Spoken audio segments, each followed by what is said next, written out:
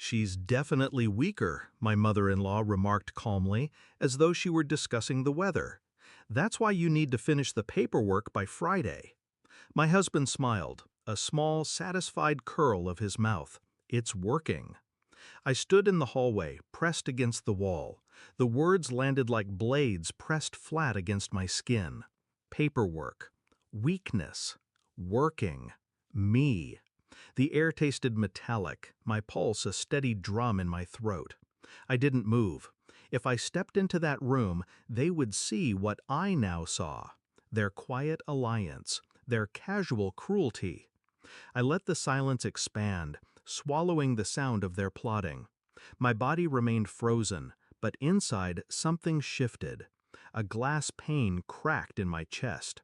My marriage, the fragile illusion of it, splintered. I exhaled once, carefully, and turned away. The words didn't leave me. They haunted the walls of my mind, circling like vultures. Finish the paperwork. Paperwork meant preparation, plans already in motion. They weren't speaking of chores.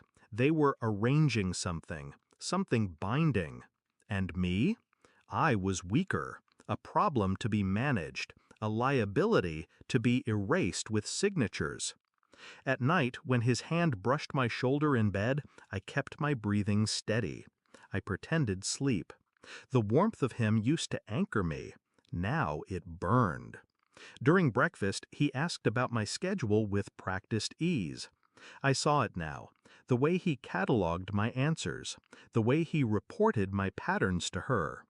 I remembered the missing files from my desk, my health insurance cards suddenly replaced, the sudden insistence on shared accounts to simplify. Individually, meaningless. Together, a mosaic of betrayal. I smiled when he kissed my cheek. I stirred sugar into my tea. I looked into his eyes and gave nothing away. But in the hollow of my chest, rage nested quietly, waiting. I began collecting my own evidence, quietly, precisely.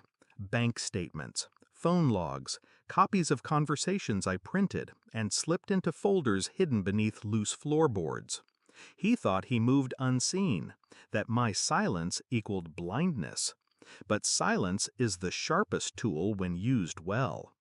I visited my doctor alone, requested full copies of my medical reports. The word weaker echoed, so I needed to know if they had tampered with records. The nurse's brow furrowed.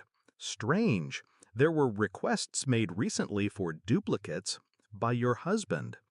I smiled faintly. Of course, he worries. At home, I pretended the same. I cooked, I laughed when expected. But behind closed doors, I pieced together the web. Their signatures, their planned transfer of property, his hidden calls at midnight, always after I had gone upstairs. One night, I traced the number he dialed most. It wasn't his mother. It was a lawyer. Their lawyer. Every discovery cooled me further. Fear bled out of me, replaced by calculation. They weren't plotting to kill me. That would have been merciful. No, they wanted to erase me legally, financially, emotionally.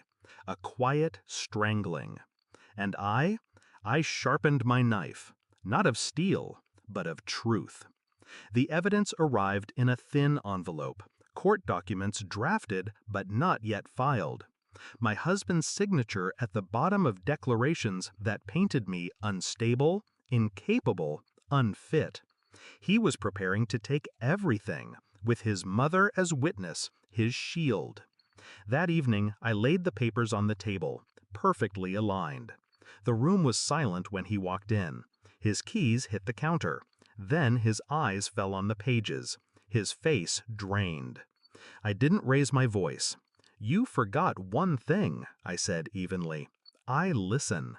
He reached for the papers, but I held his gaze. Steady. Cold. The silence stretched until it snapped. It's not what you think, he stammered, voice cracking. I tilted my head. It's exactly what I think.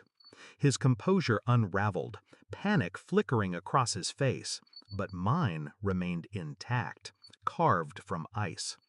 I slid another folder forward. My folder. Copies of everything. Bank statements, phone records, the lawyer's drafts, and at the top, my recorded transcript of their conversation, the one in the living room. His lips parted. His hands trembled.